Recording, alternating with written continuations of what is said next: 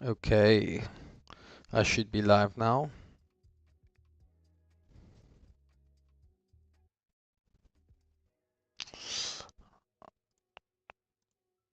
Okay, do I got my chat? Where's my chat?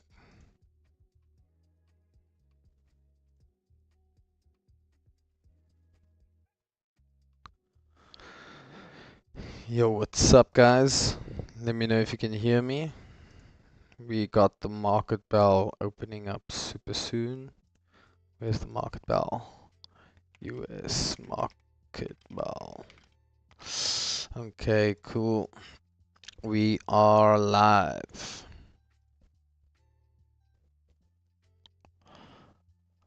Market's open. We got a change here on the S&P 500 from yesterday.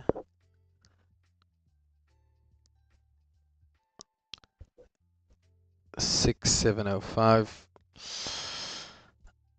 and a change of 1.5%. Nasdaq up quite a lot. It's gone to 2.79% change for the day. If you guys can hear the audio, just let me know. Yeah. Okay, cool. And yeah, pre-market.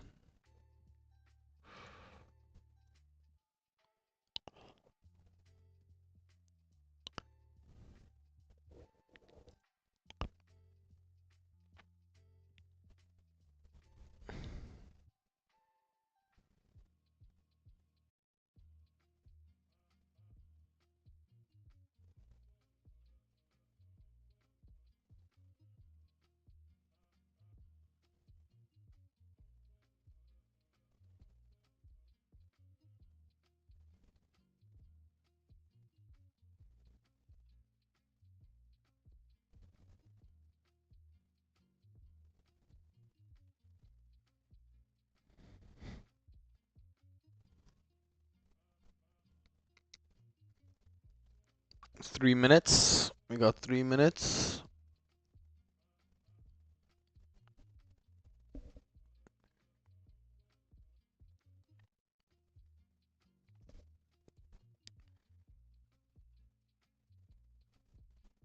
Yeah.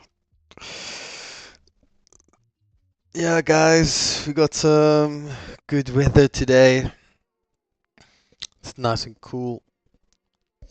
After a hot time, some hot summer. So, weather seems to be good lately. I'm enjoying being in the house, cuddled up with a blanket and a hot cup of coffee or a hot cup of tea. Tell me in the chat what you guys enjoy. Do you enjoy tea or coffee? But yeah, I am just excited to be here and yeah. Hope everybody joins soon.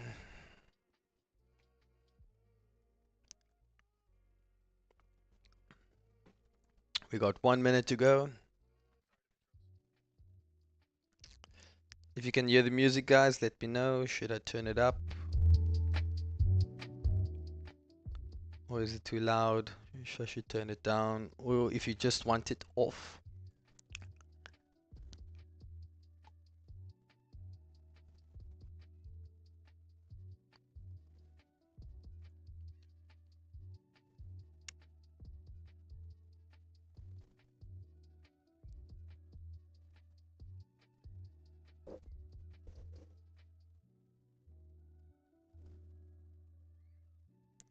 But yeah, we got the market bell.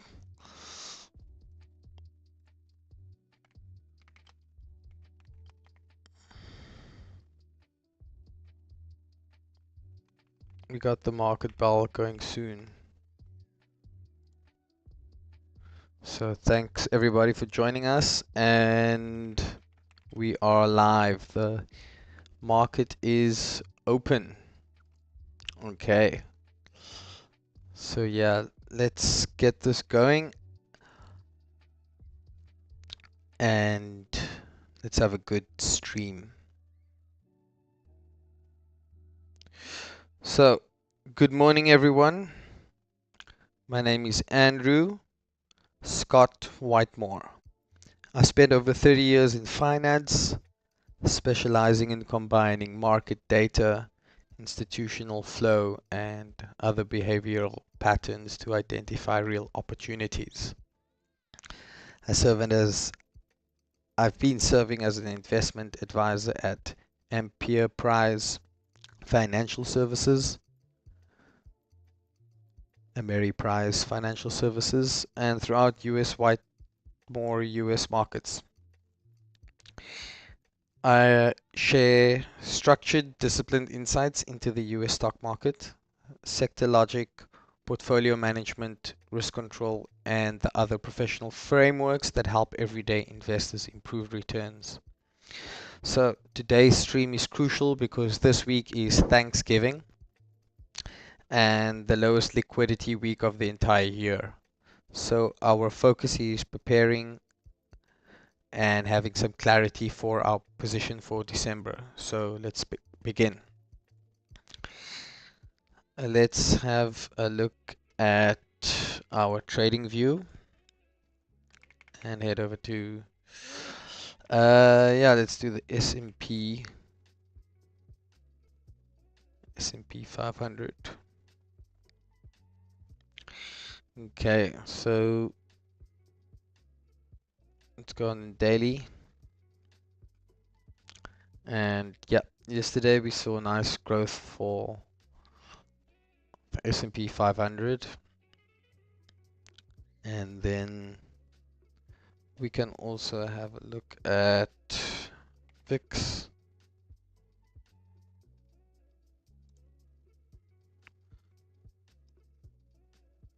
VIX seems to have a nice pattern here. Something seems to be happening. Down since yesterday. Okay. Let me just open up some websites. Finviz.com/map. It's a cool website. I recommend you guys check it out.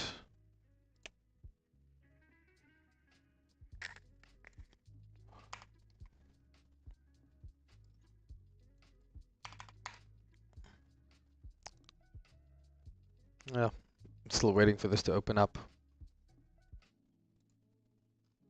Crazy. But otherwise, let's go back to our volatility index and let's check out the indices. So yeah. So the S&P 500 grew nicely yesterday.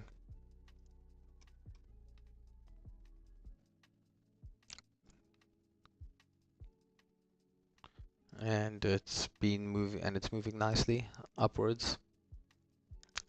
So that's good for everybody compared to last week.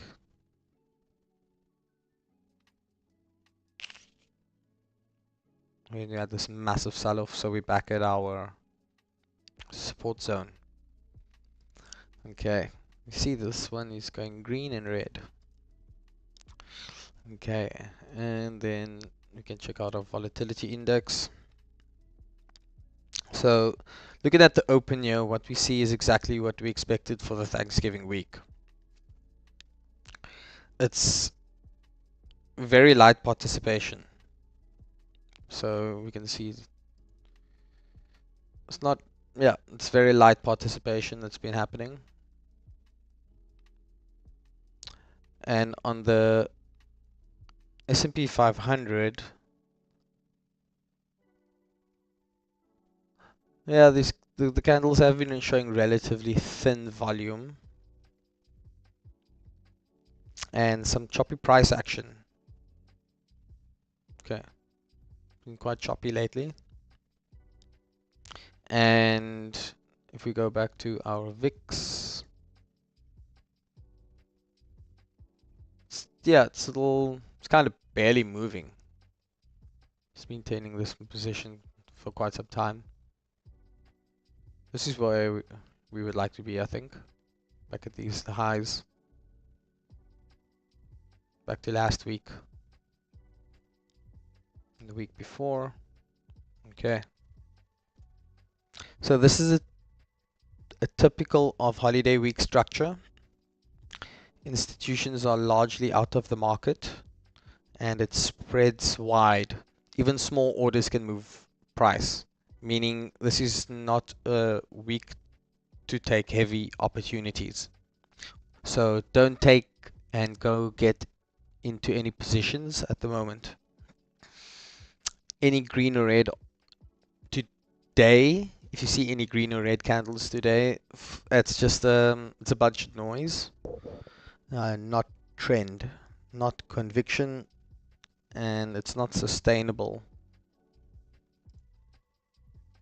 So we can see over there. Nothing sustainable, I would say, at the moment, if we look at the volatility index.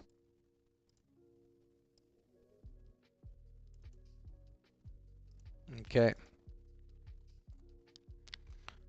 So if we go check out some news today, Yahoo Finance.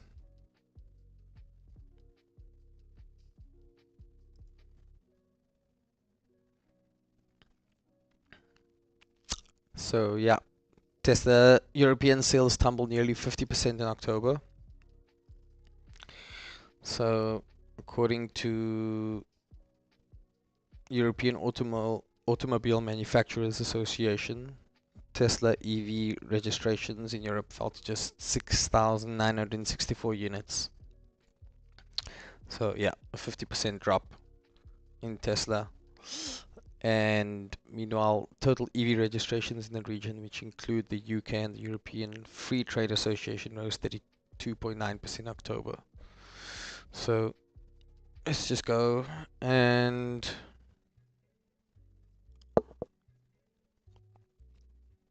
see what's happening out with Tesla. See if I can make this bigger.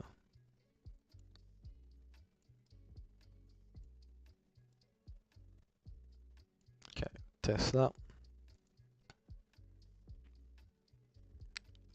Okay, cool. So this is what we drew yesterday.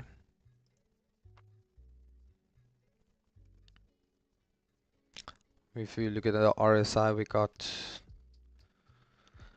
the moving average, the relative strength index is a yellow, and the current strength index is at 46.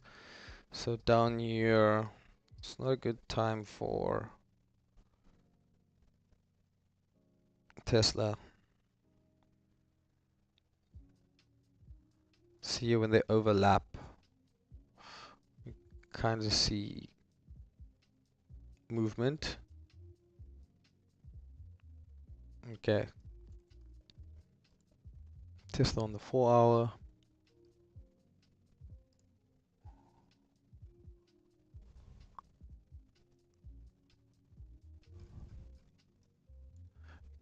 Probably looking to see it go around this area.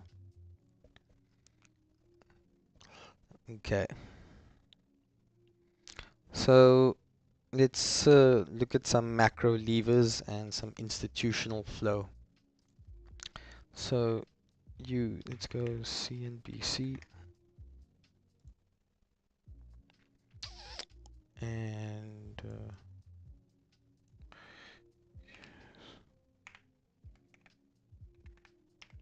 bonds. It's okay.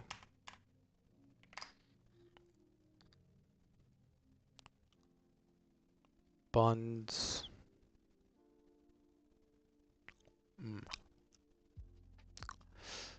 Bonds. Okay. 10-year Treasury yield declines on signs of weaker labor market. So the 10-year treasury yield was more than a basis point lower at 4%, as was 30-year bond yield at 4.659%. Okay. So let's take a step back and look at macro levers. Everything on the US bond yields page, everything is stable, confirming institutions are inactive. The DYX chart also shows flat behavior. So if we go to the DYX,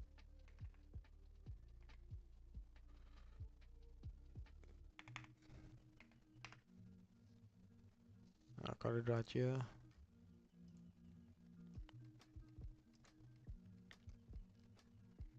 Yeah, it looks flat.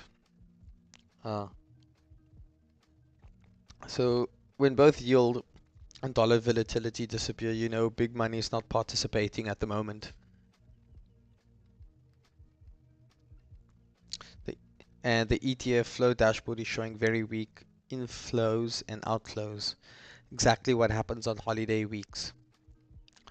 Option flow tools look like they have reduced activity. So again, funds are asleep. So once again, the message is simple. We do not trade heavy this week. We protect capital and we protect structure. And we also want to prepare for structure. Okay. So yeah, the dollar seems to be taking a beating at the moment.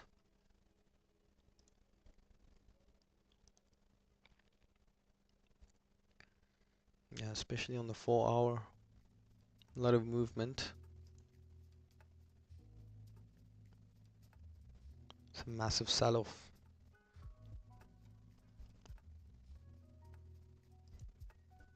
Okay, guys.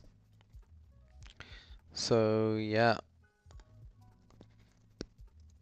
the DYX is super important, and we're going to keep looking at these charts regularly because we have to, because this is what we are going to need to do if we're going to prepare our December plan and our plan to reach that 200% goal by taking good trades, preparing well, and sticking to a good system.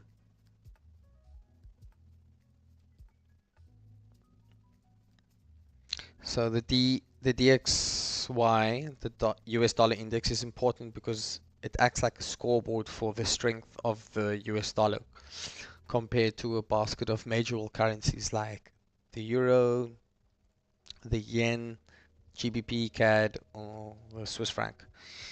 So it tells you risk sentiment. When the DXY goes up, it usually means investors are moving into safe assets. Sorry, guys. Safe assets.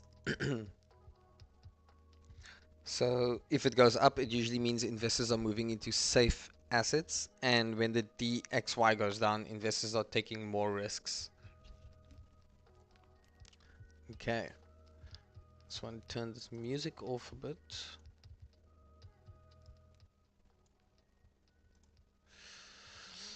Okay. Oh gosh. Yeah, there we go.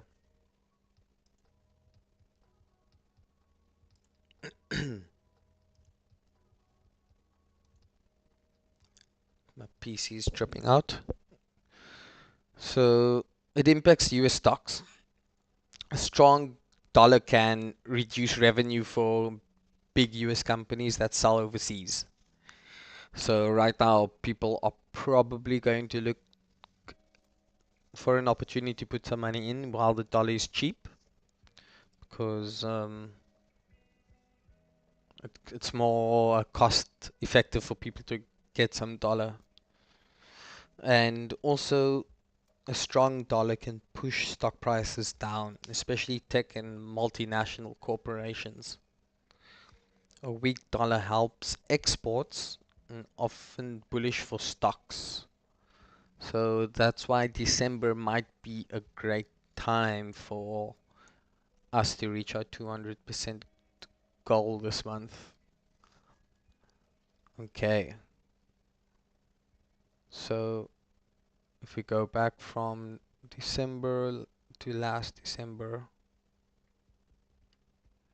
yeah, we can see almost a similar situation is playing out, but at a higher mark, at a higher dollar price. So a DYX also moves commodities, gold, oil, and metals. So if the dollar index goes up, commodities usually fall. Gold, silver, and oil gets cheaper. So we have been seeing the dollar increase since September. Okay, since September we see this pattern.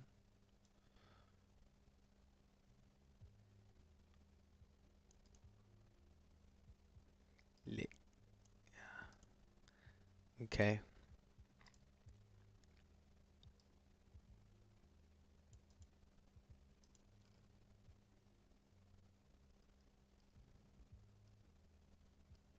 Cool. So, and it also affects crypto.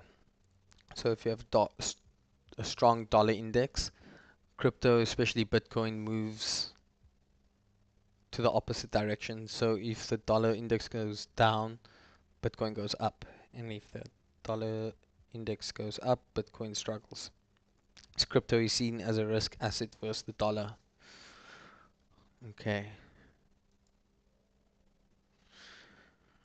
So yeah, guys. I hope you're enjoying the stream so far. If there's anything you want me to look at, please let me know in the chats. Okay. So remember, guys, if there's anything you want me to see or go through for you, let me know.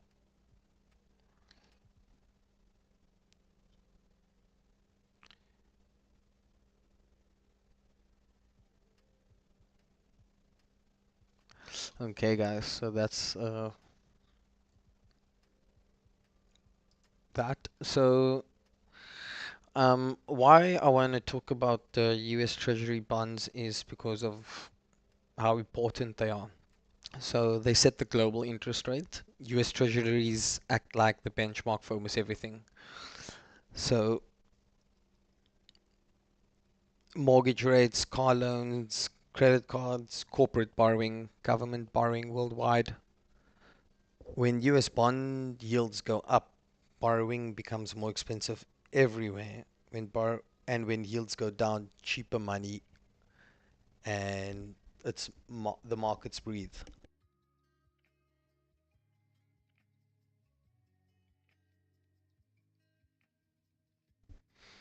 And why they're also so important is because they reflect economic health. Bond yields tell you what investors think about the economy, and high yields. So high yields, you have inflation fear, and Fed may rise rates, and the economy might become overheated. So yeah, you can see investors also weighed inflation data through September. Okay, and low yields give a recession fear, flight to safety, and the Fed might cut rates.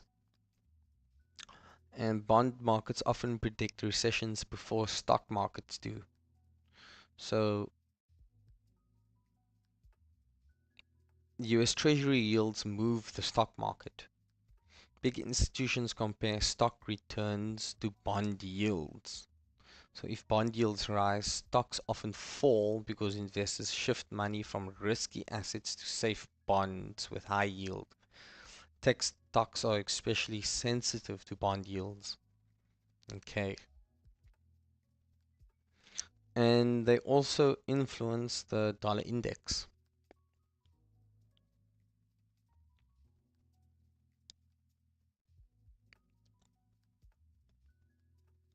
So high yields, more foreign demand for US to buy bonds.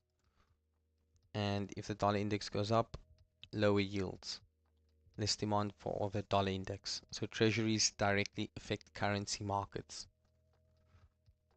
So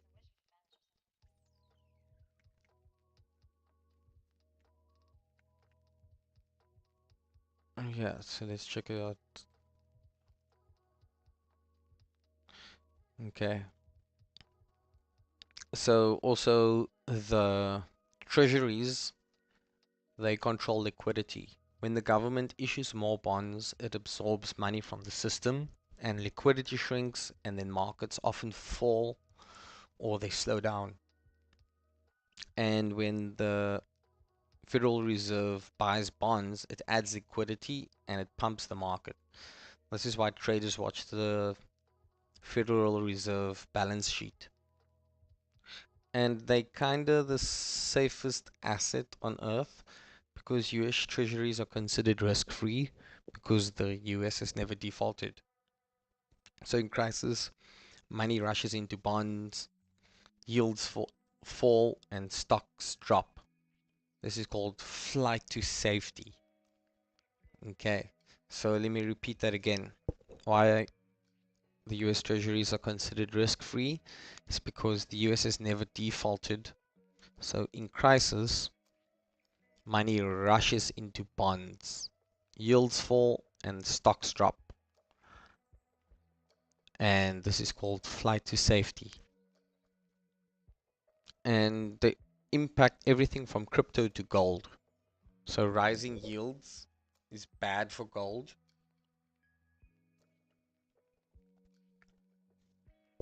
because bonds start paying more interest. Rising yields is also bad for crypto because investors de-risk. So falling yields have a higher risk on assets pump.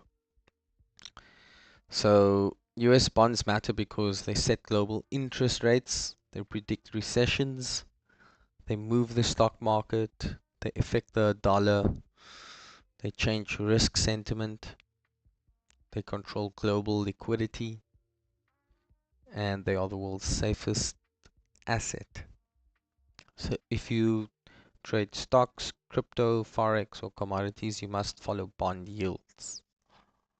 Okay, so the US bond yields are the safest assets. And I think we should add that in our portfolios. Okay. And if everything is okay, guys, please let me know if you want anything else. If you want me to check anything else out for you. Okay. So let's look at the S&P 500. Any questions? Any questions that you guys need to know?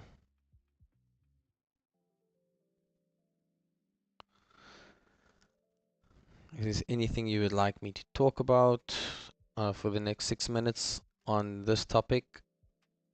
Because we will then start talking about market structure and levels. Okay. So I'm going to talk about this for the next 6 minutes. So S&P 500, Standard & Poor's, is one of the most important financial indexes in the world.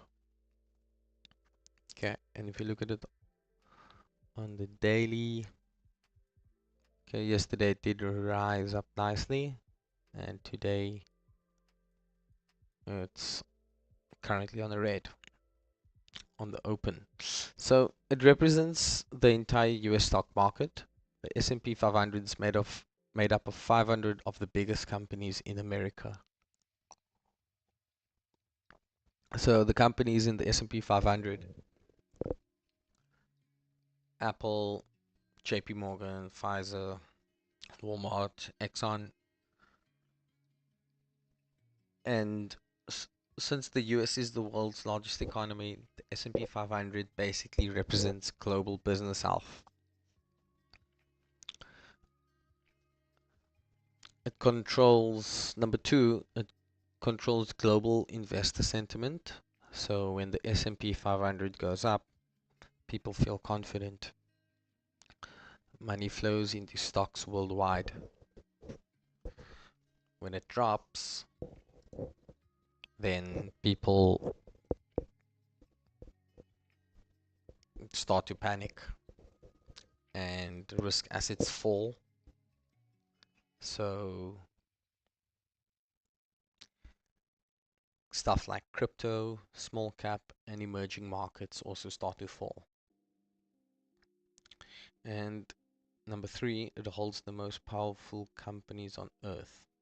So top of the S&P 500 includes Apple, Microsoft, Nvidia, Amazon, Google, Meta, and Tesla. These companies drive technology, global spending, AI, cloud, chips, e-commerce, and everything. So the S&P 500 is like the engine of the world. Okay, so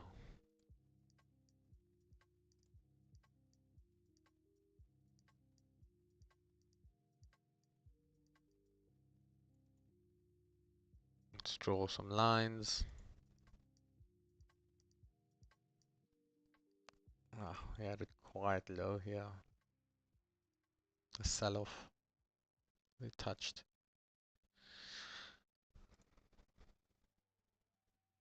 Okay. I'm just going to leave that as such. Don't want to change anything.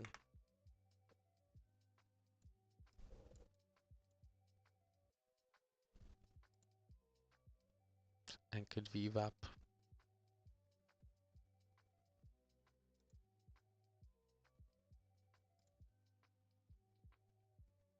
Okay. So it affects personal. So number four, the S&P 500 is super important because it affects personal funds and pensions.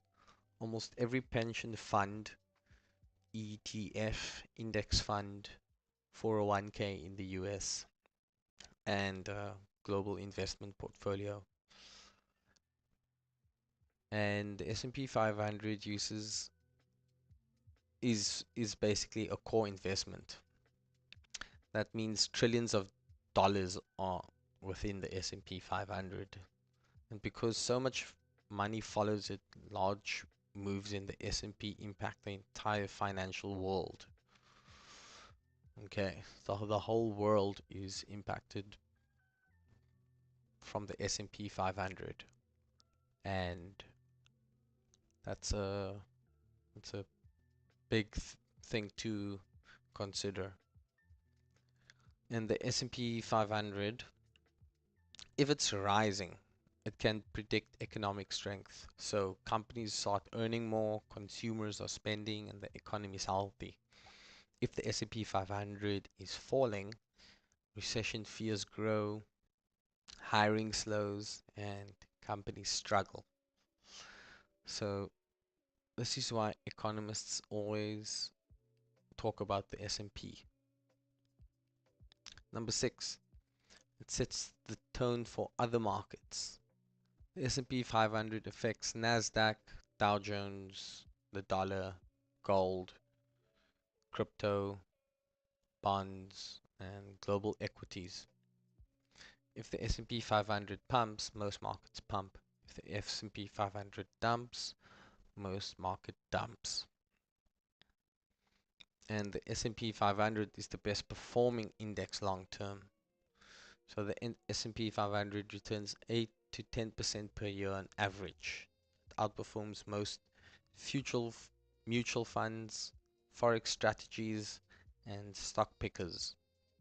That's why long-term investors love the S&P 500. So in short, the S&P 500 is important because it's the heart of the US economy. It's the most solid stock index in the world, a measure of global investors, and a guide for stocks, crypto, commodities, and forex. And it's the home of the strongest companies on earth. So if you trade anything, you must watch the S&P 500. Okay. So on to the next part of our show. We can move on to market structure and levels.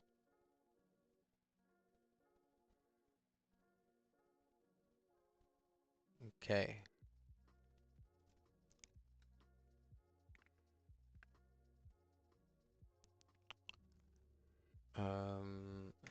Let's check S&P 500.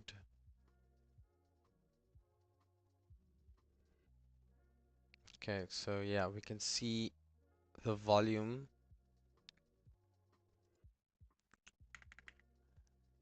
and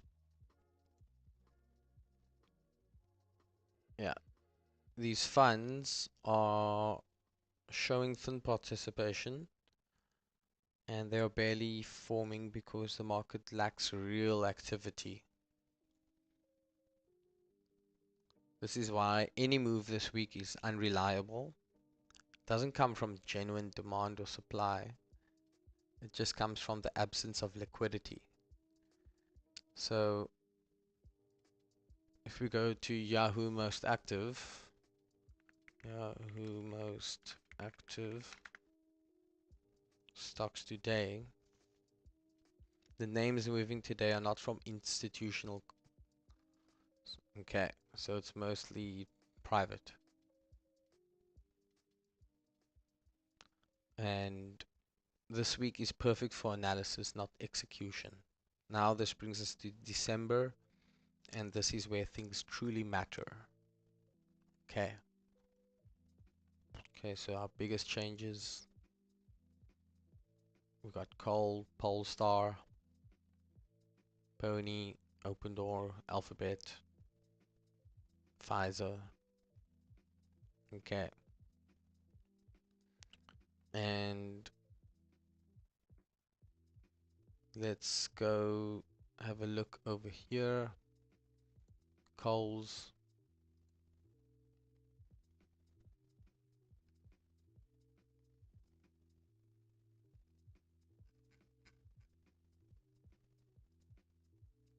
Okay, they're having a live earnings call. So this is going to be something very important. Okay, Nasdaq real time. Check a candle.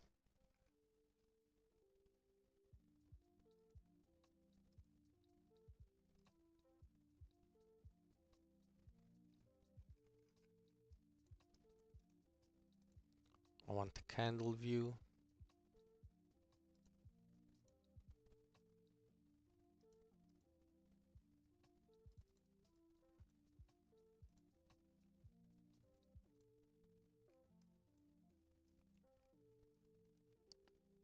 Yeah, but our time frame is so short on here.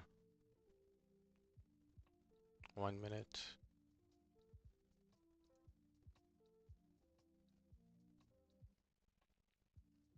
Okay, yeah.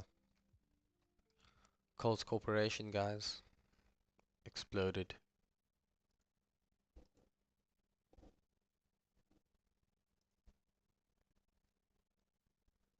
Okay.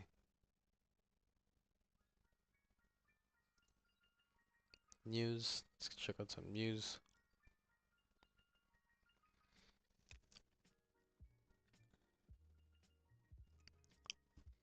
Okay, so US stocks wobbled today, struggling to build on a broad tech-led rebound fueled by growing optimism. Dow Jones is ticked 0.6% higher, while the S&P was roughly flat, as that's what I said earlier. The tech-heavy Nasdaq Composite after Monday's session delivered a strong start to the holiday shortened trading week. Stocks are looking to keep up the momentum that saw the Nasdaq surge its best day since May as tech megacaps snap back. So Nvidia came up under pressure after the information reported that Meta is in talks to spend billions on Google's AI chips. Okay, so Alphabet challenge to Nvidia's dominance helped push the chip heavyweight stock over 4% lower. That dragged on the broader market despite gains for Alphabet and for Alibaba after its AI spurred quarterly earnings beat. So let's check out Nvidia.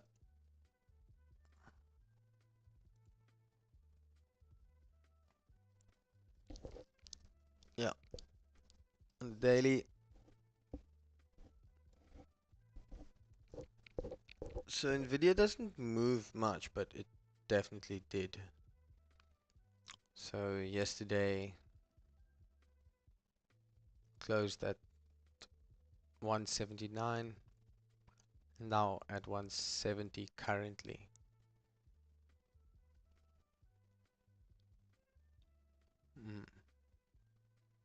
Let's check out what we can do for Nvidia.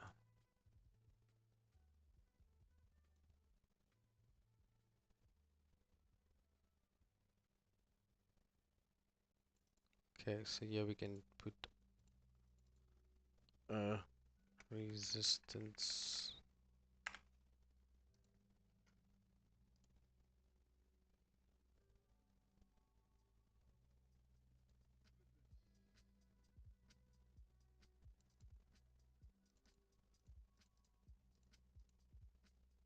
Support.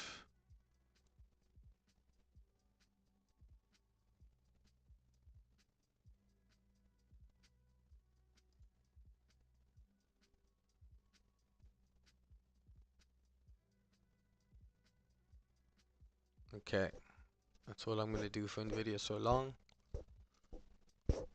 And then if we look at it on the 4-hour, yeah, we have movement down towards that direction. 1 hour. Bam. Hasn't been that at that level since September. And before September, we go down to 154. Okay. So yeah, guys, 154 could be the next level.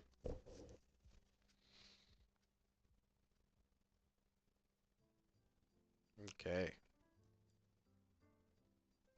Nvidia's just been flying down, but they've a multi-trillion-dollar company.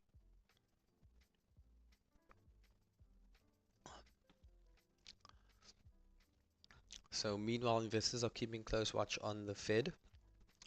Markets are now pricing in more than 80% probability of a quarterly point interest rate cut in December.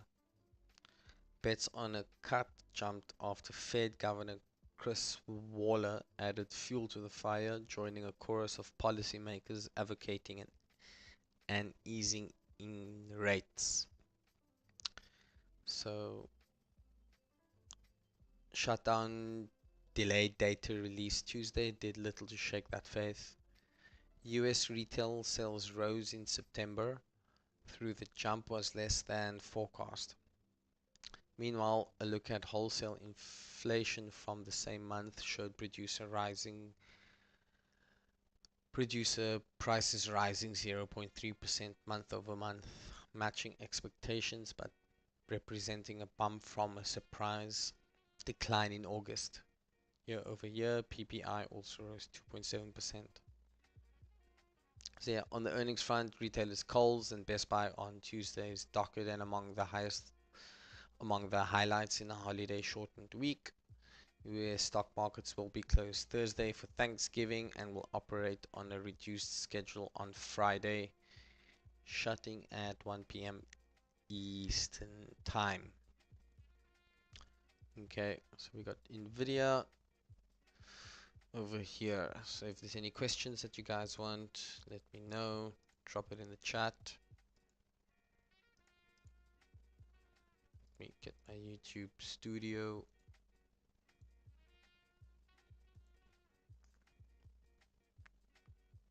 Okay.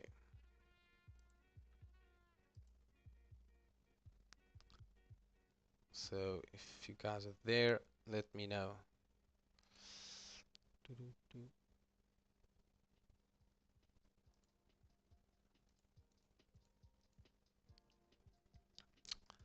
And let me see if I got any messages.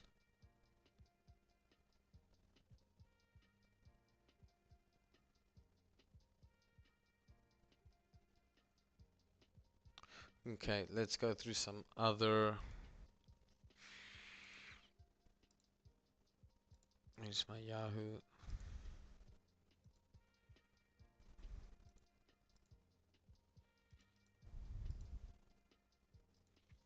Just check this one. If it's updated, okay, cool. So here we go.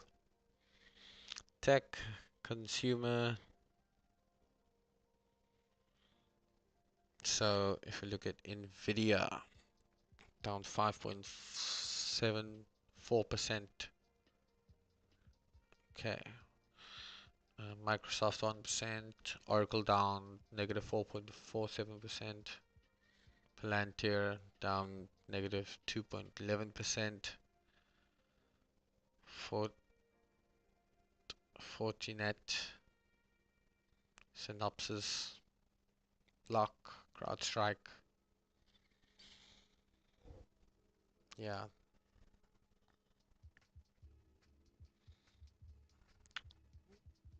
So let's look at Lilly and Co. I just want to see with my YouTube chat, guys. Just give me a second.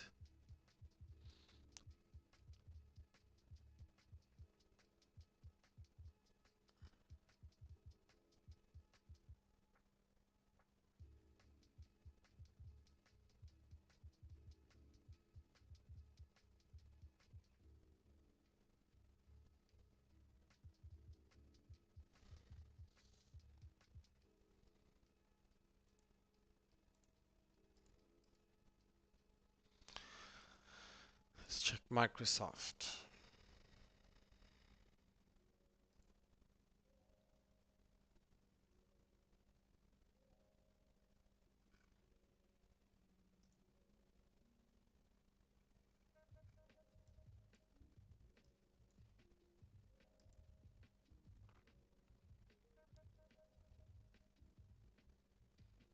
Down a percent. Okay, so it's entering this zone. So we will see what's going to happen around here.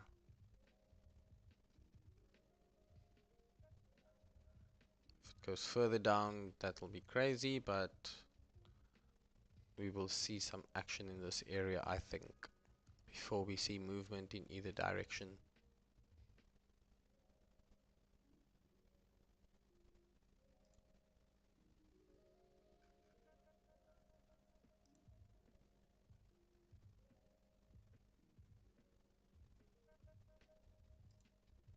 Okay, so Microsoft on the 15 looks interesting.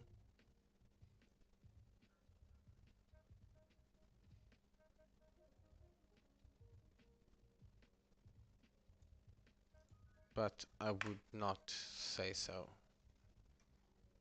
But this does. The minute time frame.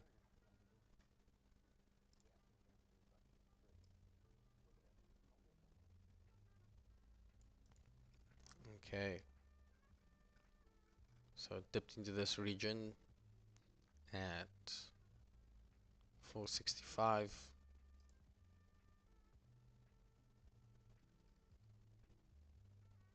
That was earlier today.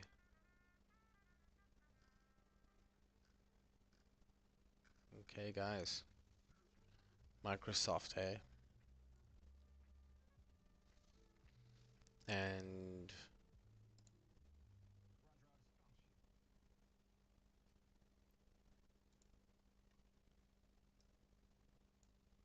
let's go back to our news.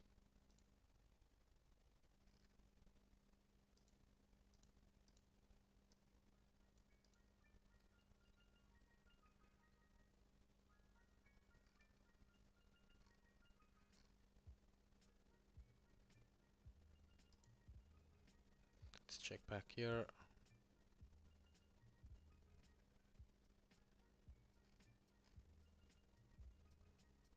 Gold hits record.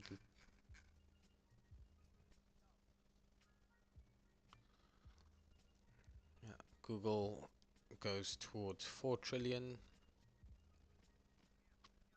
Okay, so it's a good day to be a Google shareholder. Even amid this week's sharp tech rally, the stock has emerged as a Wall Street darling. As of Tuesday morning, shares of the tech giant are exploding higher, and the reason reaches far beyond the company's best-known business lines, whether search, ads, or YouTube. This time around, what's most exciting are Google's parent, Alphabet's AI initiatives and products, plus what you might call a rapid shift in investor perception. Okay, so if you go to Google, 8% change since yesterday.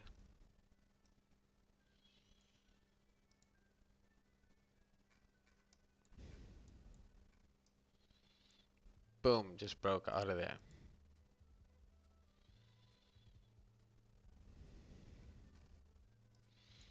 It's just even going higher, guys.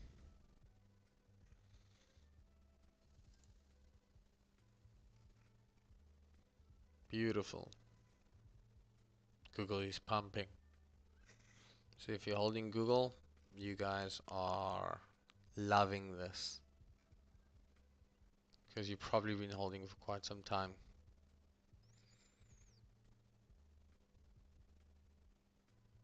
Awesome, guys. Awesome, awesome, awesome. So if you guys got any of that, I hope you are enjoying it. Okay. And let me see. What else are they saying? So shares in Alphabet were up 1.3% Tuesday morning's trading, putting the company's market capitalization at 3.9 trillion. So the stock is almost 70% up so far this year. Meanwhile, Nvidia stock was off more than 5% on Tuesday morning, continuing its recent sell-off following a report that Meta may use Google's AI chips. Nvidia stock has dropped almost 10% in the last month, though it remains up 25% on the year. So Google's historic raise to a 4 trillion market cap. Over the past weeks alone, Alphabet stock has shot up 35%, adding about 1 trillion in the market value and putting Google parent on track to cross the 4 trillion threshold for the first time. Google would be just the second US company in history, one step behind Nvidia, who hit a 5 trillion market cap last month before retreating. Nvidia's market cap was all the way back to less than 4.2 trillion on Tuesday morning. Okay, so that was the huge sell-off on the AI bubble that everybody's talking about. But Google seems to be doing well. Okay. If you look at Nvidia,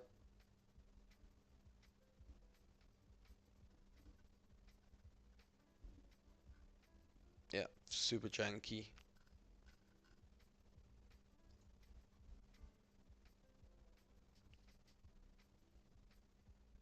But yeah, guys, Nvidia is an awesome stock.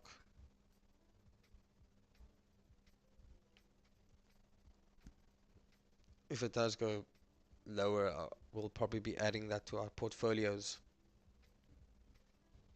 And I think that's going to be awesome for everybody, especially when we start to take some earnings. Okay, so let me check out Forex Factory.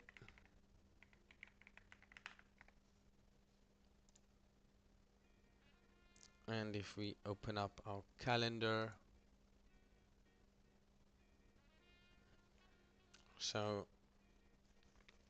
in a few minutes we can look ahead at December, the most important month of the year. Okay, but let me just go I'll be back in a second, guys.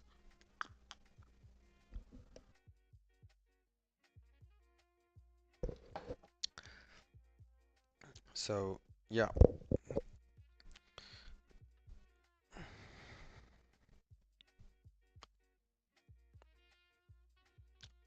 I'll be back in a second, guys. Just give me a second. I've been streaming for an hour straight right now. Just want to take a quick water break.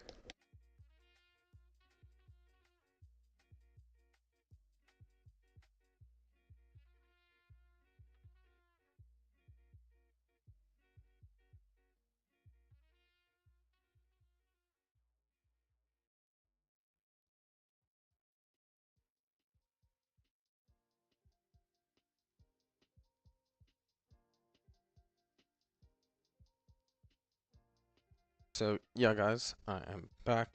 I just want to get some water. So just give me a moment.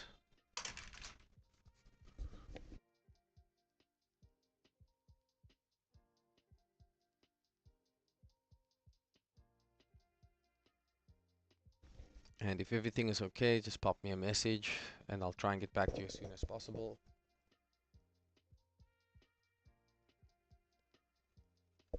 So why I want to talk a little bit about the economic calendar is because it provides major financial news like CPI, NFP, FOMC, and GDP. So it tells you when the market will move. And big news events create huge volatility. So CPI moves inflation expectations, NFP moves bonds, dollar and stocks, and FOMC moves everything at once, and GDP moves risk sentiment.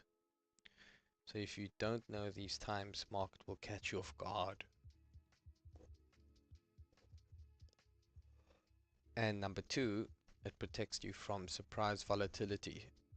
When news drops unexpectedly, it spreads widen, liquidity disappears, you get wicked candle spikes, and stops get hunted. So the economic calendar helps you avoid trading at dangerous moments unless you want to trade the news. So it tells you what you need to know, what events are coming, what time data drops, and what the forecast is. So if we have a good understanding, it will tell us how it might affect our S&P 500, dollar, gold, and crypto. And it also helps us predict market direction. So when the CPI is high, inflations go up.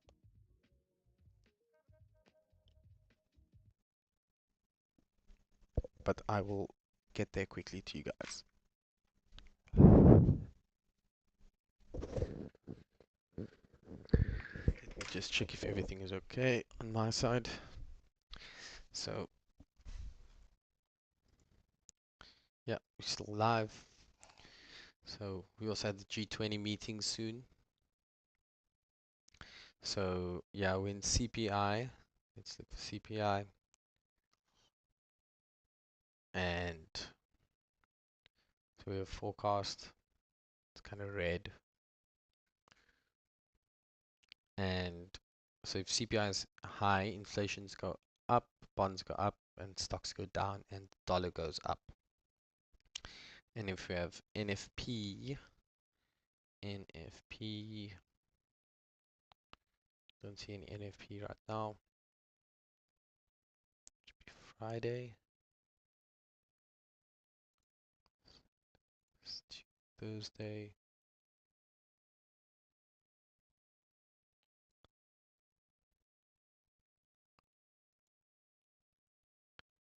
Today is, yeah. Let's look at calendar.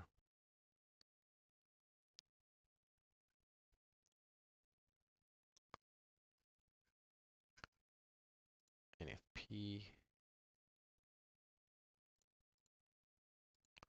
But so it also helps you plan trades. So if we know what to look for on our calendar, when to enter, when to exit, what risk to reduce, and when to stay flat. And number 6, we need to know the economic calendar because it helps with hedge funds, bank props, prop firms, analysts, and we'll check the calendar every morning. Okay, so these are the important information that you want to see. Okay, so we want to see green or red. Red tells us if it's going down, green tells us if it's going up.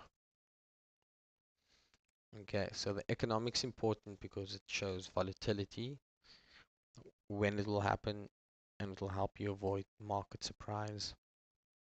And it explains why charts move actually. So it improves your trading accuracy and it makes your market very understandable to you. And it keeps you aligned with how institutions trade. Okay, so let's go trading economics.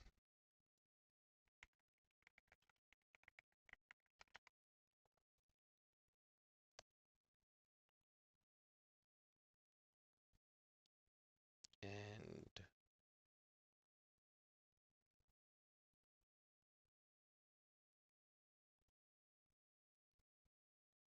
okay, so we can currently see very important information because it gives us real-time access to global economic data, which every serious trader needs, analyst, and everybody who wants to learn about charts, what they need to know. So it shows fundamental movements behind the market. Markets don't move randomly, they move because of inflation numbers, inflation, interest rates, GDP, job data, manufacturing, and consumer confidence. Okay, so if we look at high GDP, US, China, Germany, Japan, India, UK, France, Italy, GDP growth, India's economy is doing well, China, Russia's doing bad, Canada is bad, Japan's doing bad, Mexico. In high interest rates, super high in Russia, 16.5% interest. Insane. Brazil, 15, super high. Mexico, India, United States. So UK and India quite high as the United States. Japan, almost no inflation. And inflation rate, Russia is at the highest. Japan since it's so low, the inflation rate actually went high. So crazy. Jobless rate, France is at the highest, Canada, Germany, and Italy, China. They got billions of people in their population, so compared to these countries who don't, well, India and China, it's understandable. UK and Russia's actually got the lowest job rate, and Japan and Mexico. Okay, cool. So all of this gives us economic forecasts. It's not just the data, because this helps us understand what the market expects and what is crucial, like historical trends and long-term projections. And it lets you track the country's economy. So most sites only show US data, and this covers US, China, Europe, Japan, Australia, and other markets as well. Like if we just click the plus, we can see here. Here we go, jobless rate, whole world.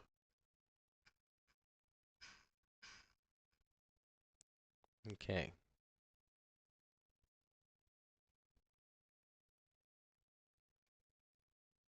So you can use this for very important information if you so wish. Okay. So let us continue. So this also includes 10-year, 2-year inversions, global yields, central bank information.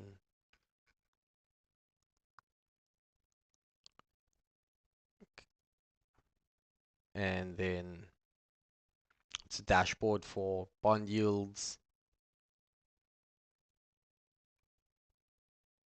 of the 10-year, S&P 500s, gold, and crypto. Okay, so bond yields, they're holding. Japan's bond yields seem to be doing well. US not too good. Weekly down 10%. Okay. So this is also important because it helps us anticipate major trends. Because as you can see, inflation trending up or down has been, it'll influence interest rate cycles, and you can, with this information, you can predict bull markets, bear markets, recessions, dollar strength, and commodity cycles. And learning this information, especially for all my beginners out there, makes you a macro aware trader. And retail traders focus only on charts. Pros focus on macro and charts. And trading economics gives you macro information. So in summary, trading economics is important because it shows fundamental data behind every market move, helps you predict reactions to news, covers every major economy, and includes yields, inflations, GDP, and central bank decisions.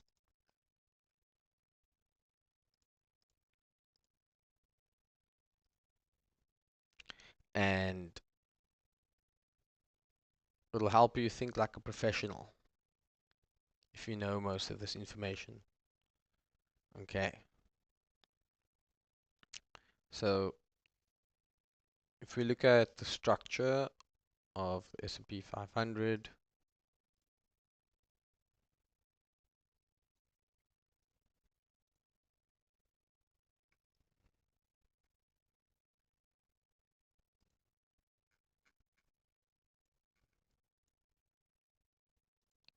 rid of the anchored VWAP. So if we look at the structure, the high volume nodes are barely forming because the market lacks real activity as of now. This is why we move this week. This is why any move this week is unreliable. It doesn't come from genuine demand or supply.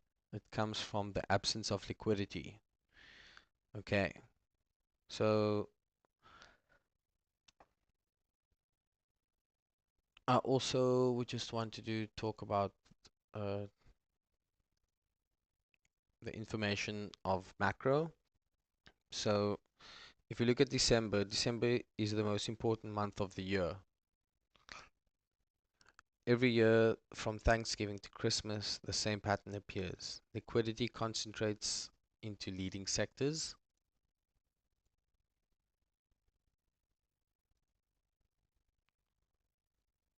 Okay, leading sectors.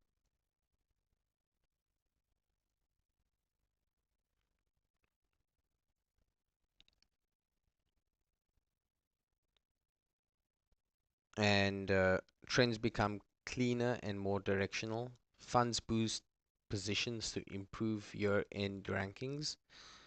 Retail profit taking strength sector flows. Institutions rotate into strong names and exit weak ones. So this is why December is historically the clearest and most structured month of the year. Not noise, not gambling, not guessing. It's flow driven, institutionally backed movement. And that is why we confidently aim for 200% profit in December, because it aligns with the logic of year-end capital behavior, not hope. This is why we are using this quiet week to reposition. Okay, it's all about repositioning, guys.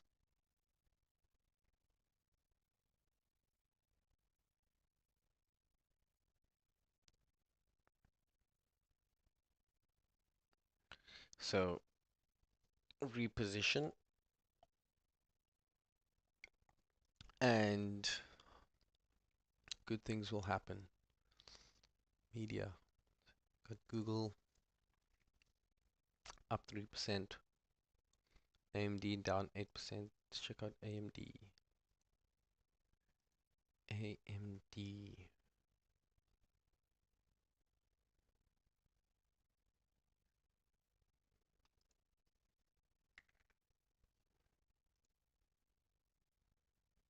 Yeah,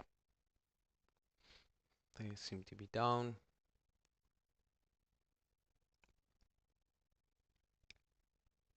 A lot of movement happening.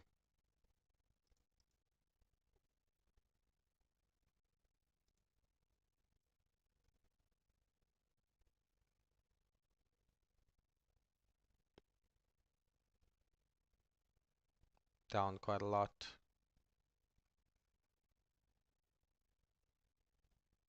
Okay, so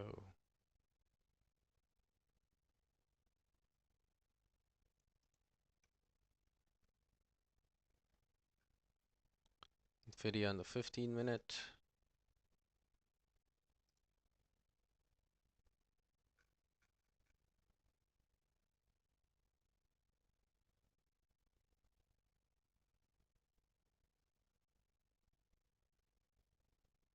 Draw a line from the bottom.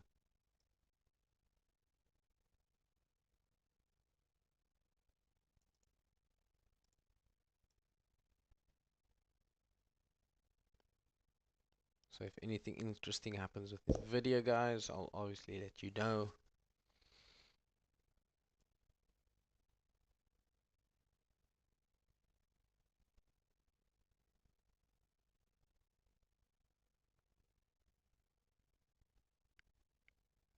See what we can find.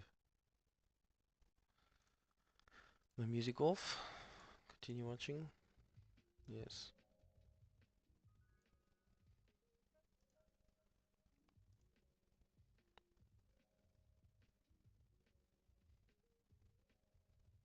Okay. AMD is also quite volatile. You can see a support zone over here.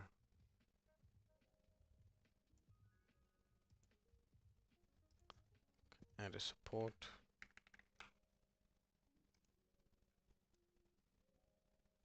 And resistance.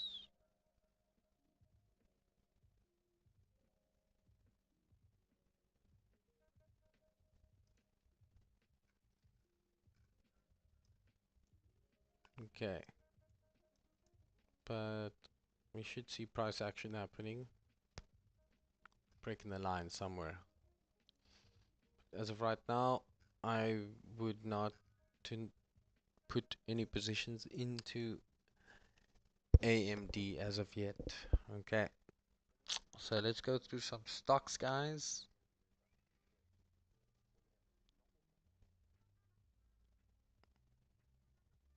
Let's keep some stocks open.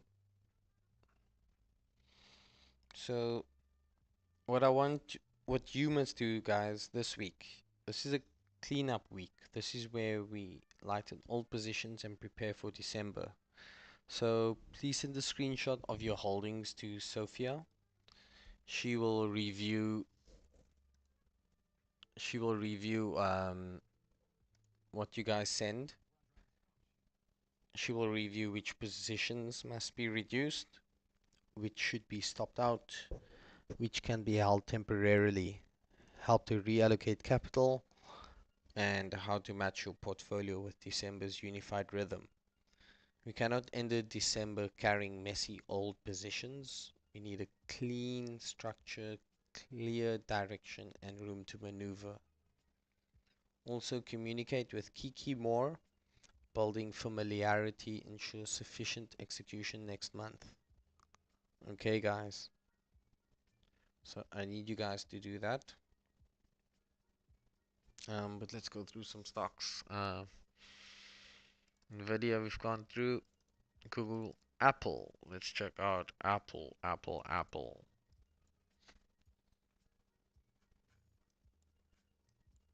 Okay. Apple seems to be doing well since yesterday. Nice growth up there. Okay. Apple seems to be on a rising trend as well.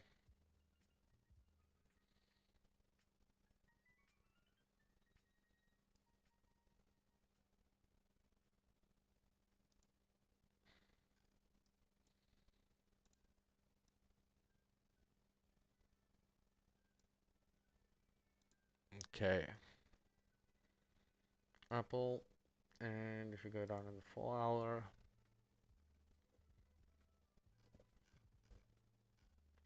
Apple stock is at an all-time high.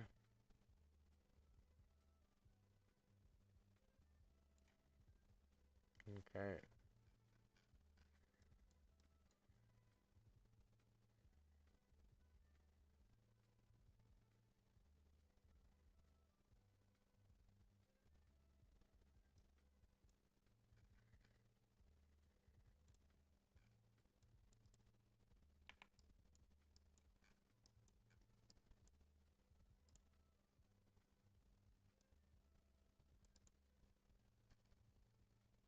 And on the 1 hour, if you look at Apple, where is our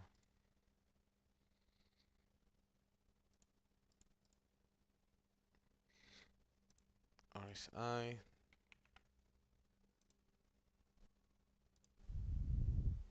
Okay.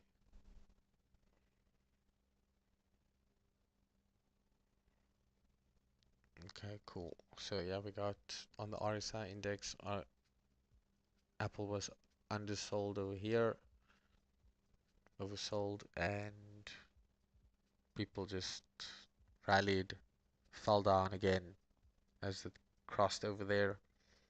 So that would have been a good place to enter for a quick scalp.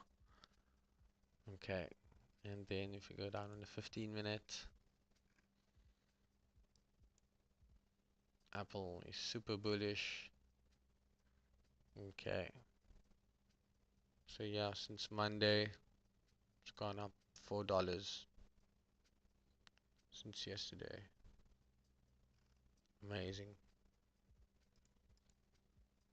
Okay, guys, so Apple stock doing well.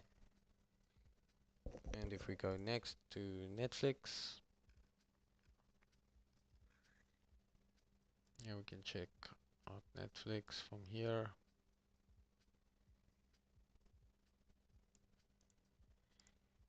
Okay, so let's go from here.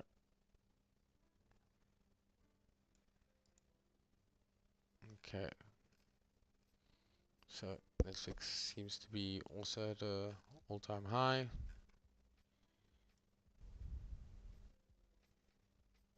So this is where we kind of have our resistance area.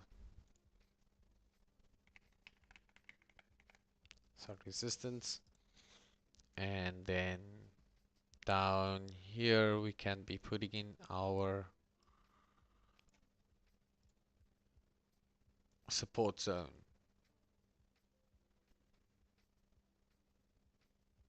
Around here. Okay.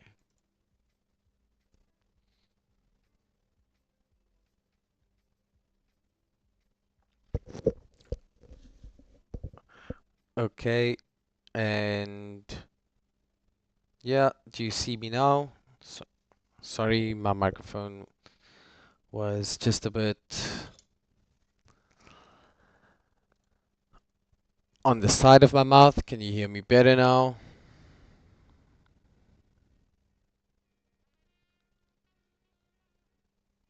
Can you, okay, just let me know. And here we have support. Okay, and sorry guys, my microphone was on the side of my mouth, but thank you for letting me know. Okay, cool. And Netflix is over here. So there we go. Everything is okay now. We have a support area over here for Netflix. And if we go down on a 4-hour, 1 hour,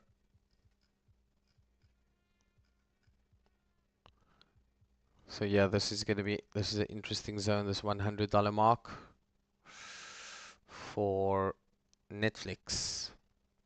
Okay. And okay, too loud. Let me just see if I can pull down my volume. Just a little bit, maybe. Okay. So, yeah. Okay, guys, don't worry about that. 15 minutes. Okay, Netflix seems to be doing good. And 1 minute. Okay. Next, Tesla. Let's check out Tesla. Tesla down bad, down 2% so far. So look at on the daily. So we heard that Google is probably going to be buying some Tesla stock, and that's going to be very interesting if something like that happens. Okay. Oh no, I mean, yeah, no, sorry, this doesn't apply to Tesla. I'm thinking about Meta, guys. Okay. Okay. So yeah, Tesla, we will still be holding out, and we will be watching this for the market to see if everything is okay. If everything is okay for the upcoming season, December after Thanksgiving. So remember, guys, the stock market will be closed on Thursday, and so everything will be okay then. And what I also want to do is just let you know about the 4-hour. 4 hour is over here, and 1 hour 15. So yesterday price did move above, it's gone down now. Okay, and on the 1 minute everything seems to be good. And let's check out Mr. Microsoft. Okay, so Microsoft, let's go it on daily. Not at an all-time high, dropped significantly down into the zone that I did tell you about yesterday. Resistance and our support zone. Support and resistance. Okay.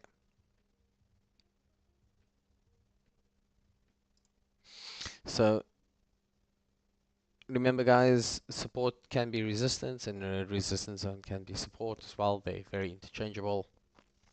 But anyways, let's draw some lines for Microsoft. Okay, it's over there right now. And let's draw a line down from its highest point. Check it out on the 4 hour. Okay. So let's see what happens here in the next few days. It's in the next 4 or 5 days. What is that? Let's take that one out. Okay. This one we can move slightly and then have that directly on this wick over here. So when I'm talking about a wick, I'm talking about the body of the candle and this line that goes up and the line that goes down. This is the wick and this is the body of the candle. This is when the price opened at a high and then it closed down over here, and that's why it's red. Okay. So back, check out our let's check out Microsoft, and then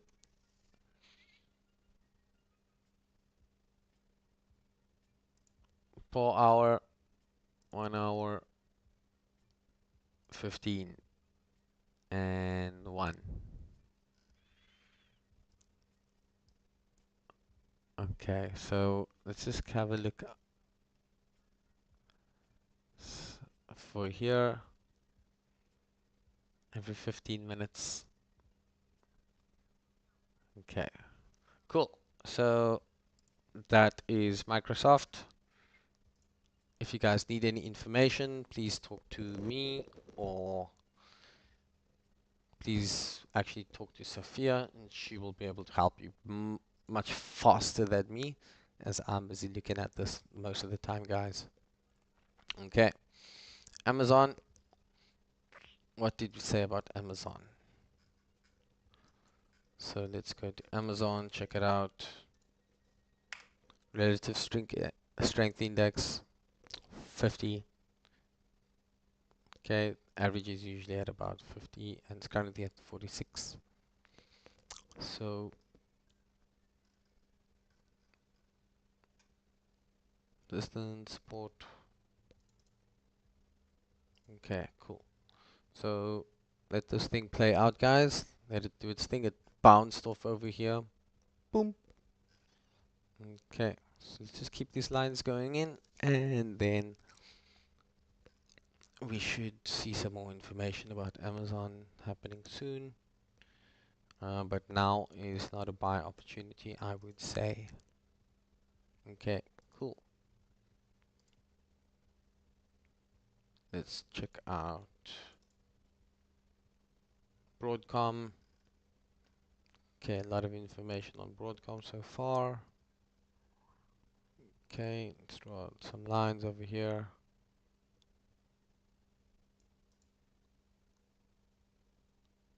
Let's hit it over there. And draw daily. Broadcom is currently also trading at an all-time high.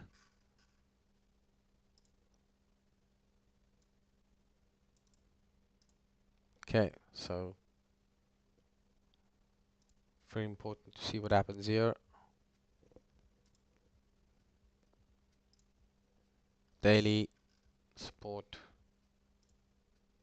resistance,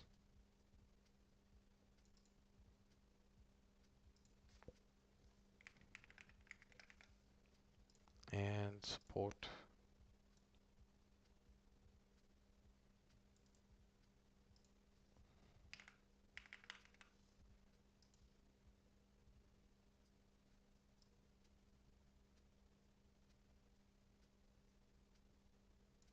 Okay, cool. So yeah, that's our support places for Broadcom, and it seems not like something that we should be adding to our portfolios yet. So once again, if you need to need to get any information, just let me know. Okay, so let's go back to Meta Platforms. Okay, and let's check Meta on the daily. Draw a line. Guys, if you want to know the strategy on how to draw these lines on these charts, there's a method to it. I'm not just drawing random lines. Okay, but I am drawing it from certain parts of the candles. But there's a method to it. Okay, and then let's draw one from here, going down. Okay, and then we can maybe draw some boxes of our resistance,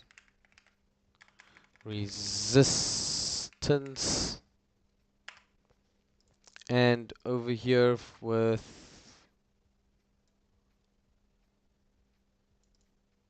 support. Cool. So yeah, that's what we want to look at the moment. Meta, I would also say, is not a good place to buy at the moment. We still need some more information before we make anything clear. And Eli and Lilly and company. Okay, it's just gone up 2% as well today. 1,091 a share. A biotech company doing some crazy work at the moment. So if you guys need any information, you can.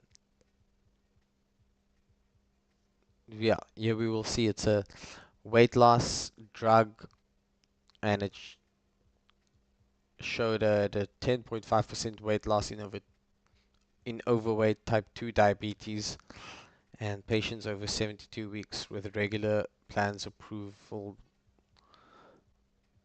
year by year.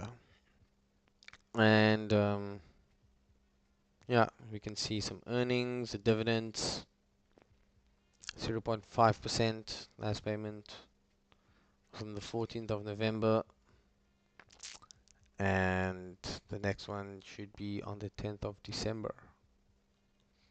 Okay, cool. So strong buy, and yeah, that's what we see at the moment. Okay, and if we go to Walmart,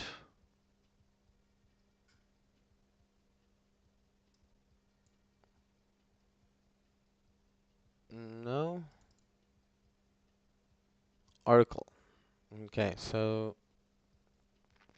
from 300 to 200, um, there's high debt with rising performance obligations linked to OpenAI. So Oracle's price target from 300 to 200, citing worries over AI progress and high debt with rising performance obligations linked to AI. So we can maybe draw, yeah, a line over here, and then, okay, and then we can carry on tomorrow, guys.